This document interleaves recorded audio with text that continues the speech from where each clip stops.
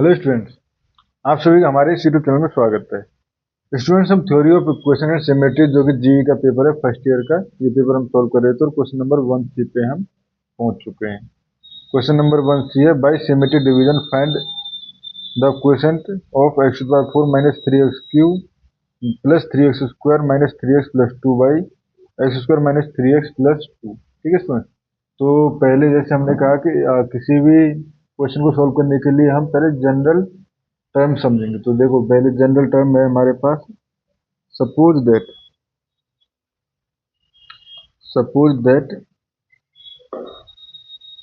F x equal to x to the power n, x to the power sorry a n x to the power n plus a n minus one x to the power n minus one plus dot dot a one x plus a zero. ठीक है, and हम divide करना चाहते हैं Y x minus सी से। ठीक है, तो सबसे पहले फर्स्ट स्टेप जो होगा वो होगा right the coefficients of the dividend. ठीक है, including zeros for missing terms. अगर जैसे हमारे सपोज एक्स एक्स स्क्वायर नहीं है तो उसके लिए मिसिंग टर्म के लिए जीरो हो जाएगा। ठीक है, तो यहाँ पे हम क्या ले आएंगे, a one a n minus one dot dot a one and a zero. ठीक है, उसके बाद second, bring down the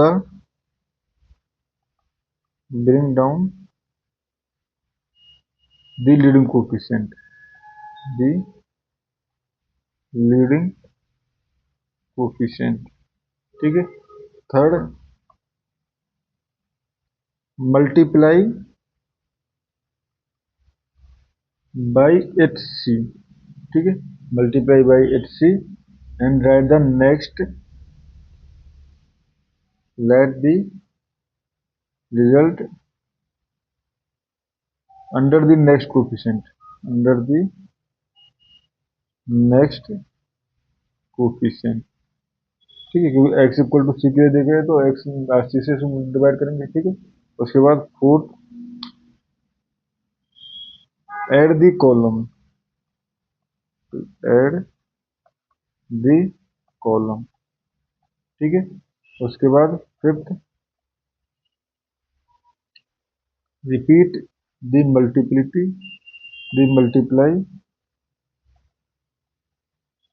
end add process until the end, until the end। ठीक है, उसके बाद सिक्स हमारे पास रहेगा, interpret the result,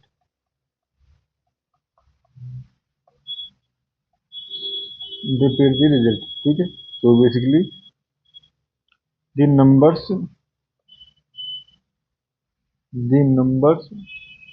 eight the bottom.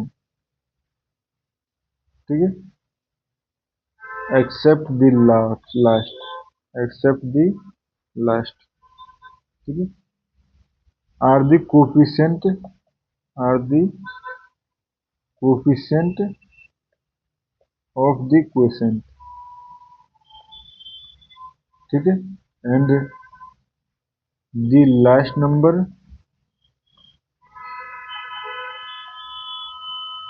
is the remainder, is the remainder and quotient degree, quotient की जो डिग्री आएगी,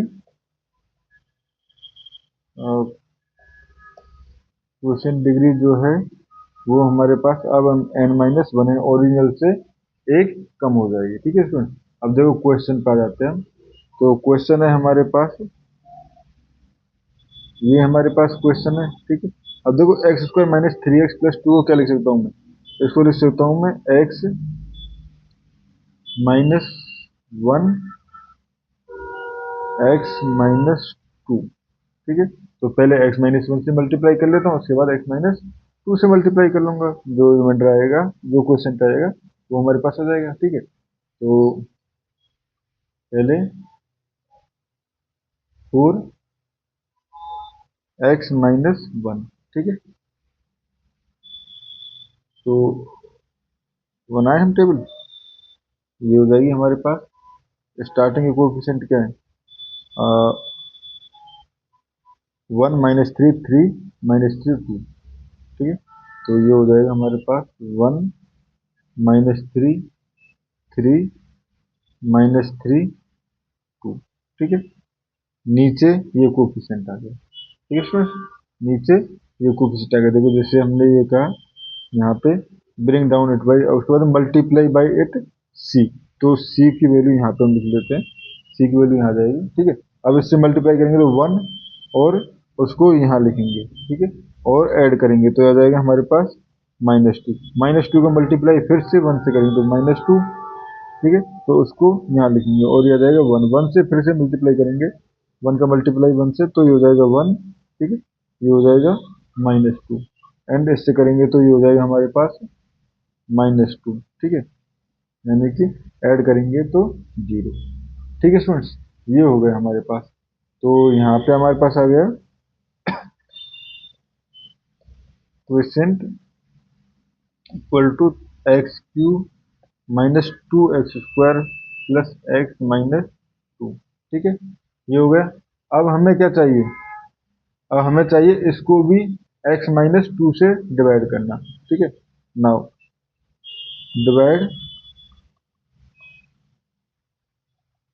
दिस बाई x माइनस 2, ठीक है। x माइनस 2 से डिवाइड करने पे हमारे पास फिर क्या क्वेश्चन जो है वो बचेगा, ठीक है सुन, ये हमें अब देखना है, ठीक है। तो देखो फिर से हम टेबल बना देते हैं, इस बार हमारे पास ये रिमाइंडर बचेंगे जो 1 माइनस 2, बेसिकली ये हमारे पास इक्वेशन बची थी ना, x cube minus 2x² plus x minus 2, ठीक है। तो यहाँ पे 1 माइनस 2 1 माइनस 2, ठीक है। यहाँ पे c इक्वल टू 2, ठीक है। एंड ये नीचे आ गया, 2 से मल्टीप्लाई किया तो 2, 2 को यहाँ लिखा 0, 0 का मल्टीप्लाई से किया तो 0, ये आ गया 1, 1 का मल्टीप्लाई से किया तो 2, ठीक है। तो ये हमारे पास आ गया। नाउ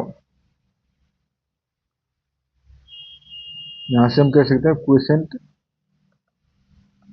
इक्वल टू, अब देखो इसके करस्पॉन्डिंग, तीनों के करस्पॉन्डिंग, क्योंकि इसके करस्पॉन्डिंग 0, ये तो रिमाइंडर है, ठीक है। तो क्वेश्चन आ गया हमारे पास x² माइनस 0x, तो 0 लिखने की जरूरत नहीं है, minus plus 0x and plus 1, ठीक है, x² प्लस 1, ठीक है। तो यहाँ से कह सकते हैं सो